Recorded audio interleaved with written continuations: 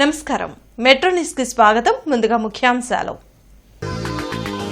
CM Chandrababu అధ్యక్షతన మంత్రులు కార్యదర్శుల సమావేశం సంస్కరణలలో ముందుండాలి క్షేత్ర స్థాయిలో పర్యటించి పాలసీలు అమలు చేయాలి అధికారులకు దిశానిర్దేశం అధికారులు ఉదాసీనంగా వ్యవహరించవద్దు శాఖల మధ్య సమన్వయం లోపించింది డిప్యూటీ సీఎం పవన్ కళ్యాణ్ ఘాటు వ్యాఖ్యలు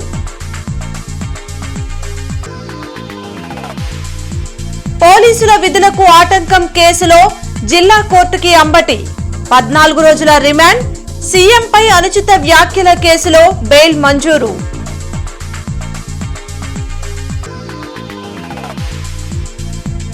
వెట్టి చాకిరీ వ్యవస్థ నిర్మూలనపై నగరంలో ర్యాలీ ప్రతి ఒక్కరూ భాగస్వాములు కావాలని కలెక్టర్ అన్సారియా పిలుపు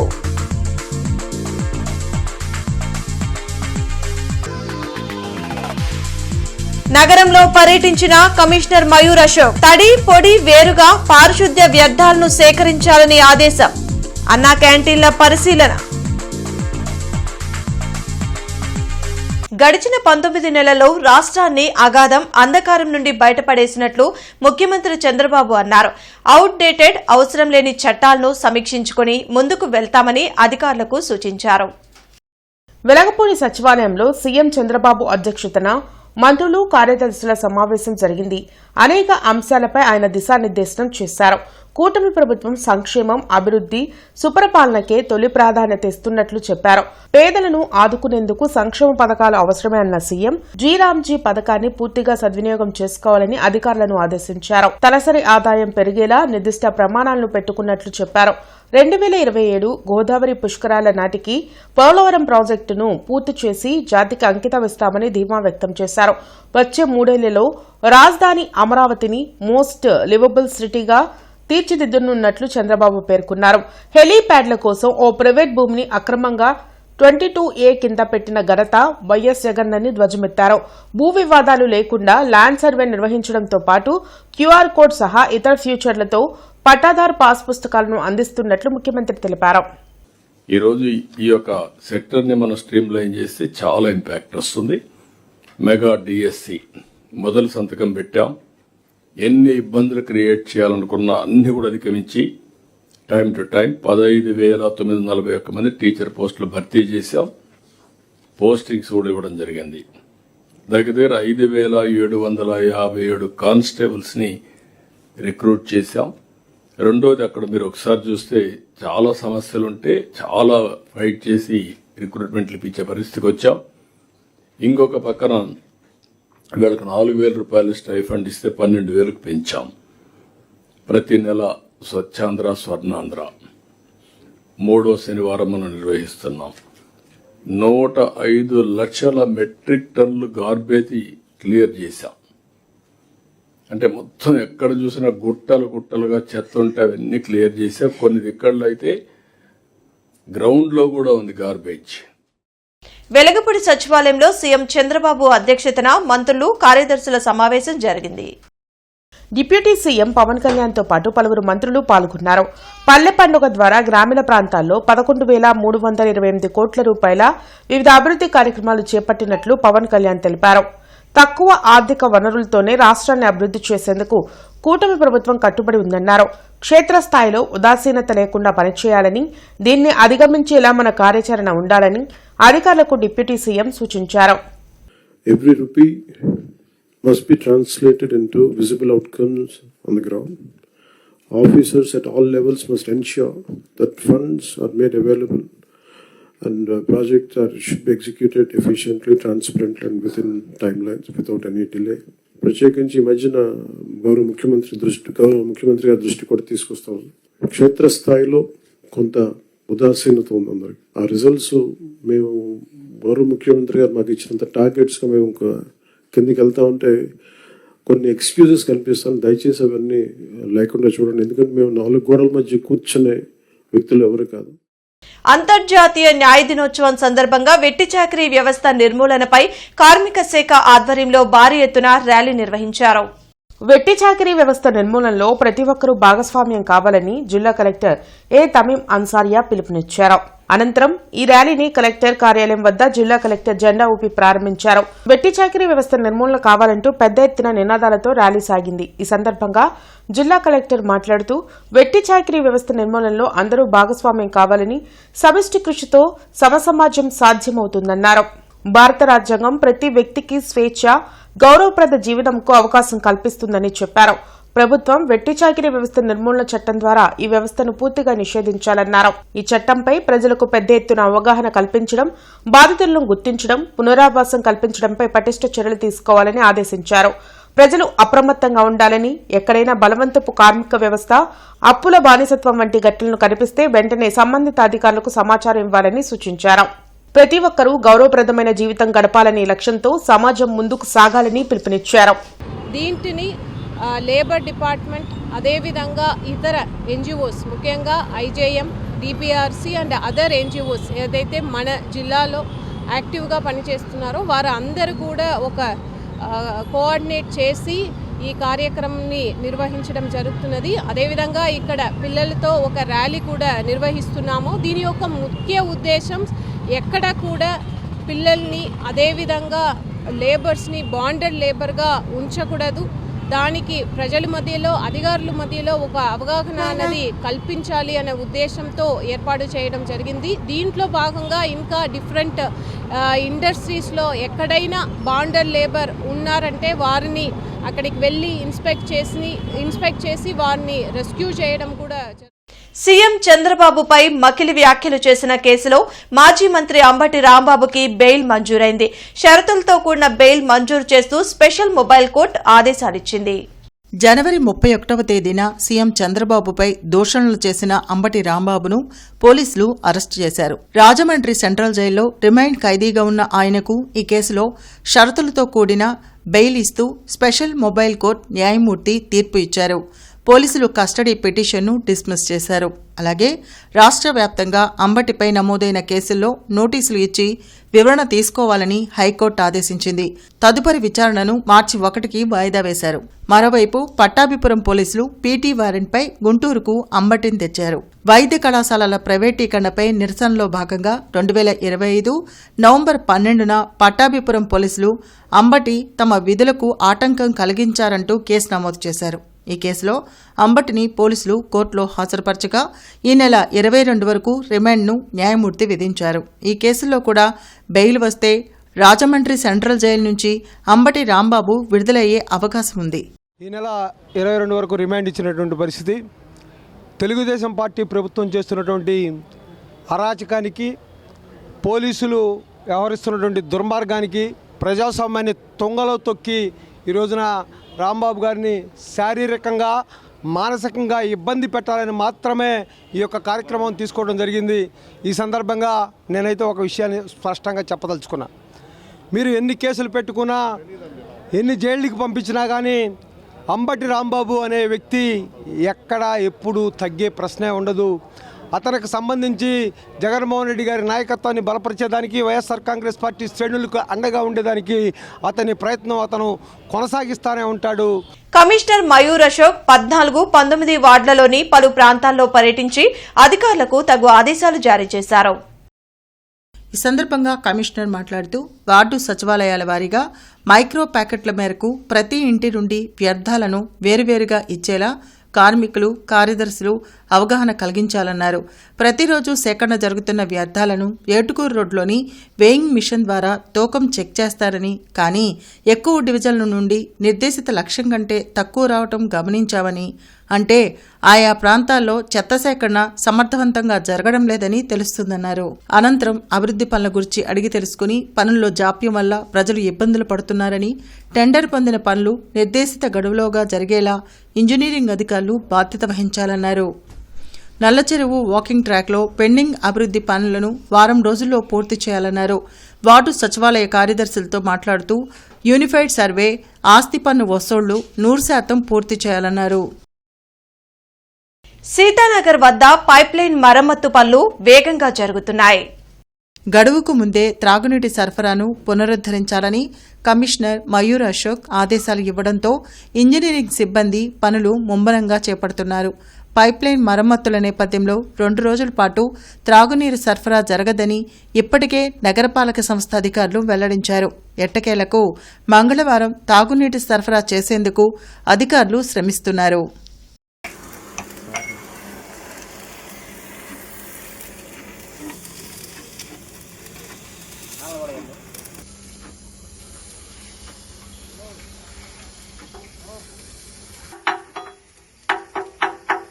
తిరుమల లడ్డూపై అసత్యాలతో ఏర్పాటు చేసిన ఫ్లెక్సీలు తొలగించమంటే భౌతిక దాడులకు పాల్పడ్డం ఏంటని మాజీ మంత్రి తానేటి వనిత ప్రశ్నించారు.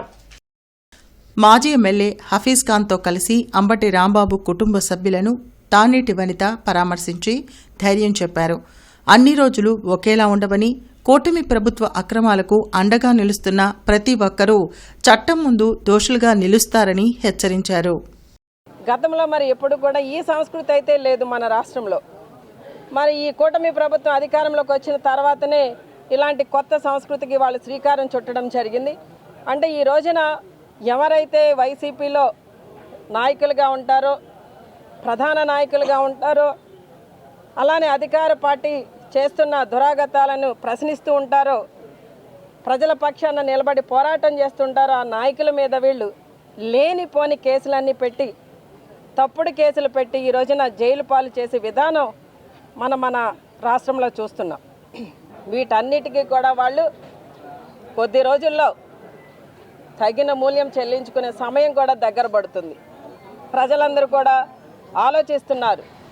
రోజులు ఎప్పుడు ఇలానే ఉండవండి, అధికారం ఎప్పుడు ఎవరికీ శాశ్వతం కాదు.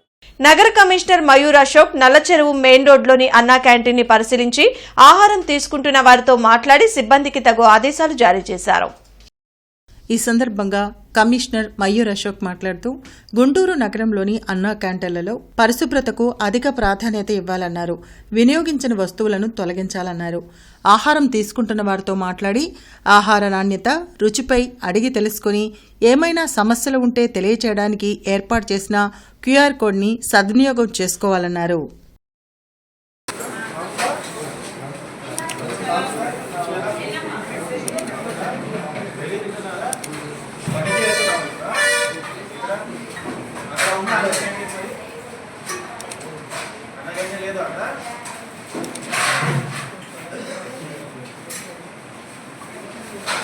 రాష్ట్రంలో రాజకీయ పరిస్థితులు అత్యంత దారుణంగా మారుతున్నాయని సిపిఐ రాష్ట్ర కార్యదర్శి వర్గ సభ్యులు జంగాల అజయ్ కుమార్ ఆవేదన వ్యక్తం చేశారు.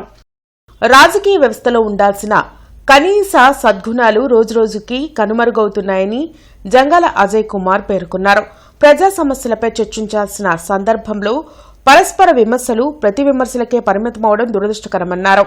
సిపిఐగా ఈ రాష్ట్రంలో ఉన్నటువంటి అధికార ప్రతిపక్ష పార్టీలకు ఒకటే చెప్తా ఉన్నాం, లేదా విజ్ఞప్తి చేస్తూ ఉన్నాం. ప్రజా సమస్యల మీద చర్చించండి, ప్రజా సమస్యల మీద విమర్శించండి, ప్రజల అవసరాలకు తగిన పద్ధతుల్లో స్పందించండి. మీరు అధికార ప్రతిపక్ష పార్టీలు ఒకళ్ళ మీద ఒకళ్ళు దుమ్మెత్తి పోసుకోవటాలు, బూతులు తిట్టుకోవటాలు, అలాగే కొట్టుకోవటాలు, తిట్టుకోవటాలు, కార్లు మోసం చేసుకోవటాలు, ఇలాంటివన్నీ కూడా మానుకోకపోతే ప్రజల్లో ఇప్పుడున్నటువంటి విశ్వాసం లేనితనం మరింతగా పెరిగి రాజకీయాలంటేనే అసహించుకునే రోజులు వస్తాయి. కాబట్టి ఆ పద్ధతులను మానుకోవాలని అధికార ప్రతిపక్ష పార్టీలకి సిపిఐగా హితవు పలుకుతా ఉన్నాం. కలెక్టరేట్లో ప్రజా సమస్యల పరిష్కార వేదిక కార్యక్రమం జరిగింది. జిల్లా నలుమూలల నుండి వచ్చిన బాధితులు తమ సమస్యలు పరిష్కరించాలంటూ డీఆర్ఓ ఖాజావాలీకి వినతులు అందించారు. ప్రతి సోమవారం కలెక్టరేట్లో నిర్వహించే ప్రజా సమస్యల పరిష్కార వేదికకు బాధితులు బార్లు తీరారు. ఫిర్యాదులను జిల్లా ఉన్నతాధికారులు స్వీకరించారు. ఆయా సమస్యల పరిష్కారంకు తగు చర్యలు తీసుకుంటామని భరోసా కల్పించారు. అగ్రిగోల్డ్ సంస్థ దివాలా తీయక ముందు కొనుగోలు చేసి 142 మంది ఫ్లాట్లు రిజిస్ట్రేషన్ చేయించుకున్నామని అగ్రిగోల్డ్ ఫ్లాట్ల కొనుగోలుదారుల పరిరక్షణ సమితి అధ్యక్షులు కొక్కేన్ శ్రీనివాసరావు తెలిపారు. అయితే ఆ ఫ్లాట్లు అన్ని కోర్టు జప్తు చేస్తామని చెప్పడం దారుణమని, తమకు న్యాయం చేయాలని కోరారు. ఎస్సీ, ఎస్టీ, సప్లాన్ నిధుల పరిమితిని పెంచాలని, సామాజికవేత్త రాజసుందరం బాబు డిఆర్ఓ కాజావలికి వినతి పత్రం అందజేశారు. వెంగళాయపాలెంలో ప్రాజెక్ట్ ఎంప్లాయీస్ హౌసింగ్ సొసైటీలో గత 30 సంవత్సరాల క్రితం వేసిన వెంచర్ సర్వే నెంబర్ను 20A క్రింద చేర్చడం వలన వందల మంది ఇబ్బందులు పడుతున్నామని, తమకు న్యాయం చేయాలని సభ్యురాలు మాధవి వేడుకున్నారు. పాతగుంటూరులోని రజక సేవా సంఘానికి చెందిన భూమిని ఆక్రమించుకొని బెదిరిస్తున్నారని మహేంద్ర ఫిర్యాదు చేశారు. దుగ్గిరాలలోని శుభం మహేశ్వరి కోల్డ్ స్టోరేజ్ అగ్ని ప్రమాదంలో నష్టపోయిన పసుపు రైతులకు యాజమాన్యం హామీ ఇచ్చిన 7 కోట్ల రూపాయలు ఇవ్వకుండా ఇబ్బందులు పెడుతున్నారని రైతు వెంకటయ్య ఆవేదన వ్యక్తం చేశారు. ఈ రియల్ ఎస్టేట్ వెంచర్లో ఎప్పుడో 95లో అపార్ట్మెంట్ కొనుక్కున్న వాళ్ళు, ఆ తర్వాత ఇల్లు కట్టుకున్న వాళ్ళు అవన్నీ జప్తు చేసి 5-6 చేతులు మారి రిజిస్ట్రేషన్లు అయ్యి వెళ్ళిపోయినప్పటికీ కూడా 2015లో ఎప్పుడు 20 ఏళ్ల క్రితం కొనుక్కున్నటువంటి యొక్క ఇళ్ళు, అపార్ట్మెంట్లు, పొలాలు, స్థలాలు రిజిస్ట్రేషన్ చేసి అయినా కూడా జప్తు చేయడం వల్ల వాటిని పిల్లలకి కట్నం కింద ఇచ్చుకొని అమ్ముకునే వాళ్ళు ఈరోజు రోడ్డును పడి అనేక మంది ఆత్మహత్యలు చేసుకున్నారు. మేము దాంట్లో దగ్గర 3 ప్లాట్లు, నేను ఈయన ఒక ప్లాటు 300 మంది చేబ్రోల్ వెంచర్లో ప్లాట్లు కొన్నాం. మరి మాకు రిజిస్ట్రేషన్ జరిగిన 297లో 150 రిజిస్ట్రేషన్ అయినా ఇంకా 142 ప్లాట్లు అవ్వాలి. మరి దీనికి సంబంధించి కలెక్టర్ గారు రిప్రజెంటేషన్లు ఇచ్చాం, సిఐడి వాళ్ళ రిప్రజెంటేషన్లు ఇచ్చాం, DGP representation. Duggirala Shubhamaheshwari cold storage అగ్ని ప్రమాద బాధిత రైతుని గత 2 సంవత్సరాల కిందట, దాదాపు 25 నెలల క్రిందట దుగ్గిరాల శుభమహేశ్వరి కోల్డ్ స్టోరేజ్ కాలిపోయిన సందర్భంగా దాదాపు 1,00,000 బస్తాల పసుపుని రైతులు 100 కోట్ల రూపాయలు ఆస్తి నష్టపోయారు. ఆ తర్వాత అనేక పోరాటాల ఫలితంగా 2024 జూలై నెలలో వ్యవసాయ శాఖ మంత్రులు అచ్చెన్నాయుడు గారి సమక్షంలో, మార్కెటింగ్ అధికారుల సమక్షంలో ప్రతి క్వింటాల్కి 7,000 రూపాయలు చెల్లించే విధంగా యజమాని ఒప్పందం చేసి మాకు ఒక అంగీకార పత్రం ఇచ్చాడు. ఇచ్చిన మీదట అతనికి వచ్చిన ఇన్సూరెన్స్ 10 కోట్లు కూడా మాకే ఇస్తానని చెప్పారు. తరువాత ఇన్సూరెన్స్ కంపెనీ నుంచి ఒక 20 కోట్ల రూపాయలు వస్తే అది రైతులకి తెనాలి సబ్ కలెక్టర్ గారి ఆధ్వర్యంలో రైతులకు పంచారు. కానీ అతను ఇస్తానన్న 10 కోట్లు ఇంతవరకు ఇవ్వలేదు. బ్రాడీపేటలోని ఎస్హెచ్ఓలో ఏర్పాటు చేసిన మీడియా సమావేశంలో గౌడ ప్రజా సంక్షేమ సంఘం గౌరవ అధ్యక్షులు విబిఆర్ నారగోని, రాష్ట్ర అధ్యక్షులు జూపల్లి హనుమంతరావు గౌడ్ మాట్లాడారు. బడుగు బలహీన వర్గాల నాయకులపై భౌతిక దాడులకు పాల్పడటం, వారి నివాసాలను ధ్వంసం చేసే సంస్కృతి మంచిది కాదని గౌడ ప్రజా సంక్షేమ సంఘం గౌరవాధ్యక్షులు విబిఆర్ నారగోని హితవు పలికారు. ఎప్పుడూ ఒకే పార్టీ అధికారంలో ఉండదన్నారు. ఏ రాజకీయ పార్టీ అయినా అధికారంలోకి వచ్చిన తర్వాత కక్ష సాధింపు చర్యలను పక్కన పెట్టి రాష్ట్రాభివృద్ధి కోసం, ప్రజల సంక్షేమం కోసం పనిచేయాలని వారు సూచించారు. జోగి రమేష్ గారు కానీ, లేకపోతే ఏదైతే వైసీపీ పార్టీలో ఎవరైతే ఉన్నారో వాళ్ళు నిజంగానే ఒకవేళ దుందుడుకుగా వ్యవహరించి ఏమైనా దాడులకు పాల్పడి, లేకపోతే వేరే వాళ్ళను హింసించడానికి, లేకపోతే రెచ్చగొట్టడానికి ప్రయత్నం చేస్తే చట్టబద్ధంగా వాళ్ళ మీద చర్యలు తీసుకోవడానికి, కేసులు పెట్టడానికి, అరెస్టు చేయడానికి అవకాశాలు ఉన్నాయి. దాన్ని ఎవరు కాదనలేరు. కానీ దాని నేపంతో కేసులు పెట్టారు, జైలుకు కూడా పంపించారు. మరి అంతటితో సరిపుచ్చకుండా ఇంకా దాన్ని కంటిన్యూ చేసి మళ్ళీ మొత్తం ఒక కేసు కాదు, 2 కేసులు కాదు, చాలా కేసులు కంటిన్యూగా పెట్టడం ఏంటిది, ఇంకా వెలికి తీయటం ఏంటిది? ఈ ప్రత్యర్థుల మీద నిరంతరం 5 సంవత్సరాలు పరిపాలన కొనసాగేంత కాలము ప్రత్యర్థి పార్టీలలో ఉన్న వాళ్ళ మీద కేసులు పెడుతూనే ఉంటారా? జైలుకు పంపిస్తూనే ఉంటారా? పేద దళితులకు ఇచ్చిన భూముల్లో అగ్రవర్ణాల వ్యక్తులు అక్రమ మైనింగ్ చేస్తున్నారని రిపబ్లికన్ పార్టీ నేతలు కలెక్టరేట్లో నిరసన వ్యక్తం చేశారు. ఈ సందర్భంగా రాష్ట్ర ఆర్గనైజింగ్ సెక్రటరీ పిల్లి రాజు మాట్లాడుతూ, ఫిరంగపురం మండలం వేములూరిపాడులోని 2 దళితులకు 2008లో ఎకరం భూమిని ప్రభుత్వం కేటాయించిందని తెలిపారు. అయితే చల్లా రమేష్ అనే వ్యక్తి అక్రమంగా గ్రావెల్ తవ్వకాలు చేపట్టారని, అదేమంటే వారిపై దాడులకు పాల్పడుతున్నారని మండిపడ్డారు. వెంటనే వారు చేస్తున్న అక్రమ మైనింగ్ ను అడ్డుకొని పేద దళితులకు న్యాయం చేయాలని డిమాండ్ చేశారు. ఈ కార్యక్రమంలో బండ్లమూడి స్టాలిన్ బాబు, మస్తాన్ రెడ్డి, డాక్టర్ ప్రసాద్, లూద్దురాజు, ముత్తయ్య తదితరులు పాల్గొన్నారు. ప్రభుత్వం వారు పేదలకు ఇచ్చినటువంటి, ముఖ్యంగా ఎస్సీ కులాలకు ఇచ్చినటువంటి డీకే పట్టా భూములు మరి ప్రభుత్వం వారి అండదండలతోటి, లేదా ప్రభుత్వంలో అధికార పార్టీలో ఉన్న నాయకుల అండదండలతోటి కొంతమంది ఆధిపత్య వర్గాల వారు ఆ భూముల్ని ఆక్రమించేసి గ్రావుల మట్టితో వేసి లక్షలాది రూపాయలు సొమ్ము చేసుకుంటూ ఉన్నారు.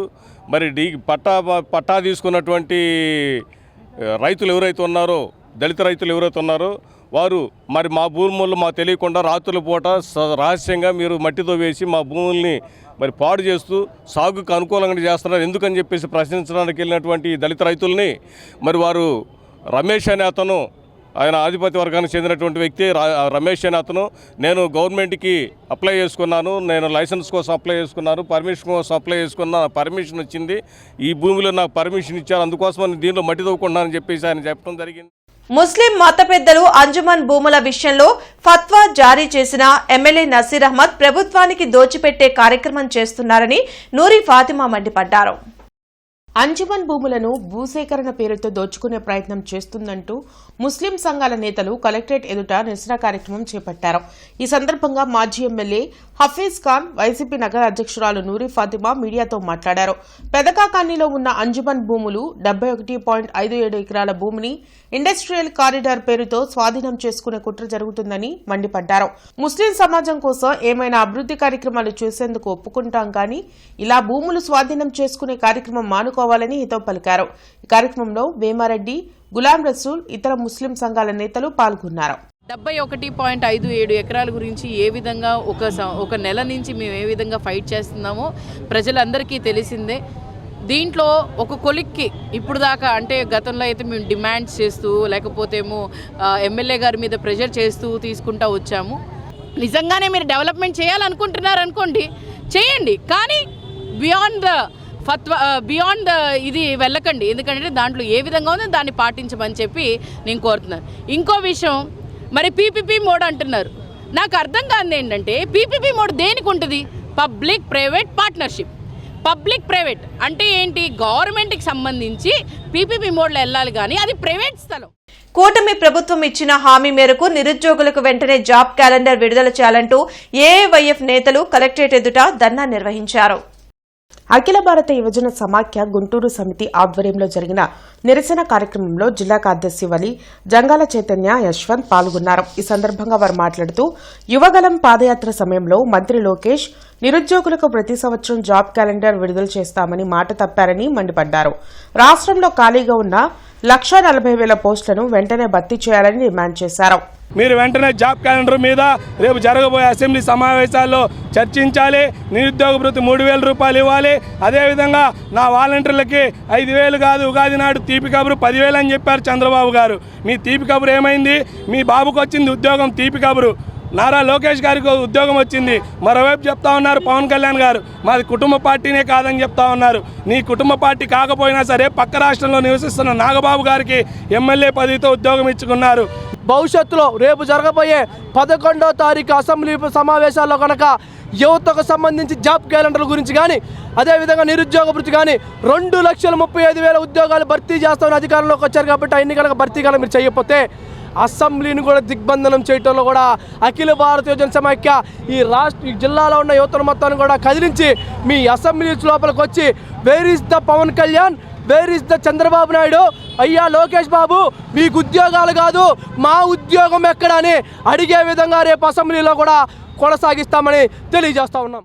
కలెక్టర్ కార్యాలయంలో జిల్లా స్థాయి కమిటీ సమావేశం జరిగింది. మాదక ద్రవ్యాలను నివారించి యువత జీవితాలను కాపాడాలని కలెక్టర్ తమీం అన్సారియా పిలుపునిచ్చారు. ఈ సందర్భంగా ఎస్పీ వకుల్ జిందాల్ మాట్లాడుతూ మత్తు, మాదక ద్రవ్యాల నివారణకు పటిష్ట చర్యలు తీసుకుంటున్నామన్నారు. జాతీయ నులిపురుగుల నిర్మూలన దినోత్సవ పోస్టర్ను కలెక్టర్ కార్యాలయంలో జిల్లా కలెక్టర్ తమీం అన్సారియా విడుదల చేశారు. ఈ సందర్భంగా జిల్లా కలెక్టర్ మాట్లాడుతూ జాతీయ నులిపురుగుల నిర్మూలన కార్యక్రమం కింద చేపట్టడం జరుగుతుందని చెప్పారు. అన్ని అంగన్వాడీలు, పాఠశాలలు, కళాశాలల్లో 17వ తేదీన ఉచితంగా ఇవ్వబడే ఆల్ఫాండోజాల్ 400 మిల్లీగ్రాముల మాత్ర ద్వారా నులిపురుగుల సంక్రమణను సులభంగా నిర్మూలించవచ్చన్నారు. గుంటూరు జిల్లాలో గల 1 నుండి 19వ సంవత్సరం గల బాలబాలికలకు సుమారు 4,71,937 మందికి మాత్రలు వేయడం జరుగుతుందని చెప్పారు. జిల్లా వైద్య మరియు ఆరోగ్య శాఖాధికారి డాక్టర్ కె విజయలక్ష్మి మాట్లాడుతూ నులిపురుగుల నుండి రక్షణకు శుభ్రత పాటించాలన్నారు. కూరగాయలు, పళ్లను శుభ్రమైన నీటితో కడగాలని, పరిసరాలను పరిశుభ్రంగా ఉంచాలన్నారు. బులెటిన్ ముగించే ముందు ముఖ్యాంశాలు మరోసారి. సీఎం చంద్రబాబు అధ్యక్షతన మంత్రులు, కార్యదర్శుల సమావేశం. సంస్కరణలలో ముందుండాలి, క్షేత్రస్థాయిలో పర్యటించి పాలసీలు అమలు చేయాలి, అధికారులకు దిశానిర్దేశం. అధికారులు ఉదాసీనంగా వ్యవహరించవద్దు, శాఖల మధ్య సమన్వయం లోపించింది, డిప్యూటీ సీఎం పవన్ కళ్యాణ్ ఘాటు వ్యాఖ్యలు.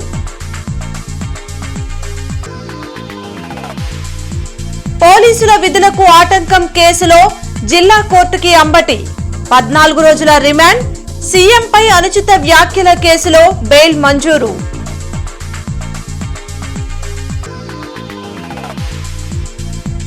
వెట్టి చాకిరీ వ్యవస్థ నిర్మూలనపై నగరంలో ర్యాలీ. ప్రతి ఒక్కరూ భాగస్వాములు కావాలని కలెక్టర్ అన్సారియా పిలుపు.